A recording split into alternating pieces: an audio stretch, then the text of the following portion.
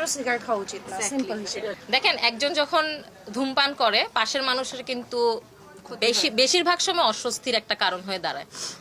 So এটা নারী পুরুষ বলে কিছু না, আরেকজনকে ডিস্টার্ব করে আমাদেরকে কখনোই কোনো কিছু করা উচিত না। হ্যাঁ, যেমন আমরা এইটুকু কার্টিসি পালন করি যে একজন রোজাদারের সামনে আমরা বেরোজদার হয়ে কিন্তু খাই না। সো একজন অধূমপায়ীর সামনে আমি কেন ধূমপান করব? এতটুকু কার্টিসি যদি কারোর ভিতরে না থাকে, সে শাহবাগে যে আন্দোলন করুক কি অন্য জায়গায় যে আন্দোলন করুক, কিছু বলার নাই আসলে। আর এটা এমন কোনো খাবার বা পানীয় জিনিস না যেটা না খেলে সে মারা যাবে, বরং সে খেলে মারা যাওয়ার সম্ভাবনা আছে। সো কেউ যদি স্বেচ্ছায় মরতে চায় বাসায় গিয়ে চিপায় যেয়ে মরো। আরেকটা বিষয় হচ্ছে এইটা আমি ছোটবেলা থেকে দেখছি বেশিরভাগ ছেলেরা বা যেই হোক, মেয়েরা যেটাই হোক না কেন, বাথরুমের মধ্যে বসে খায়।